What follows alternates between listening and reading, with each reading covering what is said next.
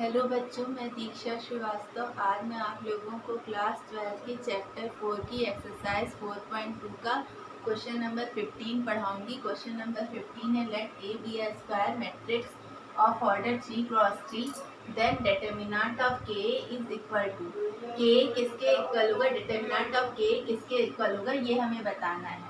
तो एक रूल होता है कि determinant of K is equal determinant of k is equal to k to the power n determinant of a, जहाँ पे n क्या होता है, मैट्रिक्स का ऑर्डर। यहाँ पे मैट्रिक्स 3x3 है ना, तो यहाँ पे ये इक्वल हो जाएगा k to the power 3 determinant of a। ठीक है, अगर ये तो रूल होता है, लेकिन अगर हम लोग को देखना है कि ये कैसे रूल ये अप्लाई होता है, तो ये इस तरह से होता है। जैसे कोई हम लोग मैट्रिक्स ले लेते हैं, यहाँ पे 3x3 की मैट्रिक्स है, तो हम लोग कोई 3x3 की मैट्रिक्स ले लेते हैं। जैसे A है, तो A 3x3 की मैट्रिक्स है, मान लो A B C D E F G H I। ठीक है, ये 3x3 की मैट्रिक्स है। तो हमें निकालना है डिटर्मिनेंट ऑफ KA। तो हमें पहले मैट्रिक्स बनानी पड़ेगी KA। अब जहाँ पे k क्या है, कोई स्केलर है, तो किसी भी मैट्रिक्स में अगर हम स्केलर से मल्टीप्लाई करते हैं तो वो पूरे मैट्रिक्स में मल्टीप्लाई हो जाता है। तो ये कैसे हो जाएगा, KA KB KC KD KE KF KG KH KI। ठीक है, ये इसके इक्वल हो जाएगा। तो अब हमें क्या निकालना है, डिटर्मिनेंट ऑफ KA। तो अगर इस मैट्रिक्स का पहले A मैट्रिक्स का डिटर्मिनेंट क्या होगा, A मैट्रिक्स का डिटर्मिनेंट ऐसे लिखेंगे ना, डिटर्मिनेंट, ये मैट्रिक्स का साइन हटा के डिटर्मिनेंट का साइन लगा देते हैं। ठीक है, तो अब हमें इस मैट्रिक्स का डिटर्मिनेंट निकालना है, तो KA का डिटर्मिनेंट निकालना है। तो यहाँ पे भी मैट्रिक्स का साइन हटा के डिटर्मिनेंट का साइन लगा देते हैं।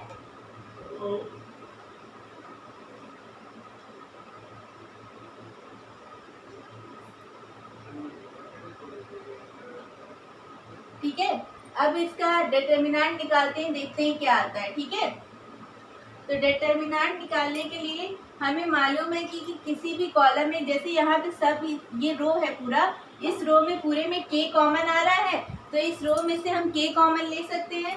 तो इस रो में से जब k कॉमन लेंगे तो यहाँ पे आ जाएगा, यहाँ पे एक k आ जाएगा और यहाँ पे आएगा डिटर्मिनेंट ऑफ a। ठीक है, इसमें एक k आ जाएगा और यहाँ पे आ जाएगा डिटर्मिनेंट ऑफ a। तो क्या हो जाएगा,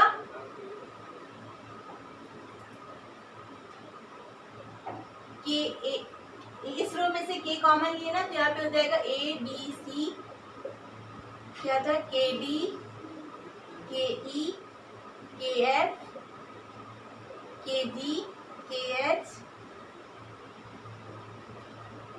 KI। ठीक है, अब हमें क्या निकालना है, अब यहाँ से क्या किए, k कॉमन ले लिए। ठीक है,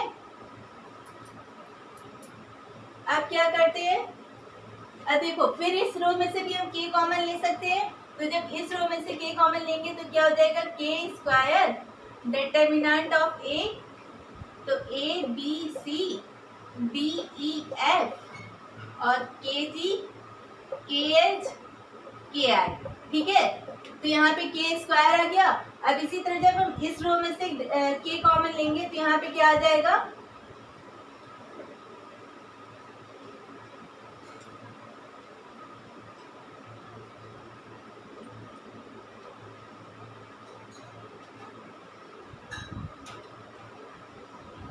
तो यहाँ पे हो जाएगा k क्यूब और ये हो जाएगा A B C D E F G H I।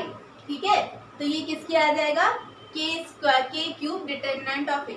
Sorry, यहाँ पे हम इधर लिख रहे हैं, यहाँ पे डिटर्मिनेंट ऑफ KA रहेगा और यहाँ से हम लोग कॉमन ले रहे हैं ना, तो यहाँ पे हम लोग यहाँ पे क्या हम लोग लिए k क्यूब और यहाँ पे हम लोग क्या लिए हैं के स्क्वायर। ठीक है, तो यहाँ से पहले इस रो से k कॉमन लिए तो k स्क्वायर हो गया, फिर जब यहाँ से k कॉमन लिए तो यहाँ पे k क्यूब आ गया। तो अब हम लोग इसको किस तरह लिख सकते हैं, तो यहाँ पे लिख सकते हैं a का डिटर्मिनेंट हो जाएगा k क्यूब, और ये किसके इक्वल है, डिटर्मिनेंट ऑफ a के इक्वल। ठीक है, तो यही हमें प्रूव करना था कि k determinant of k is equal to k cube determinant of a। ठीक है, अगर आप लोगों को मेरा वीडियो पसंद आता है तो प्लीज़ लाइक, शेयर और सब्सक्राइब करें।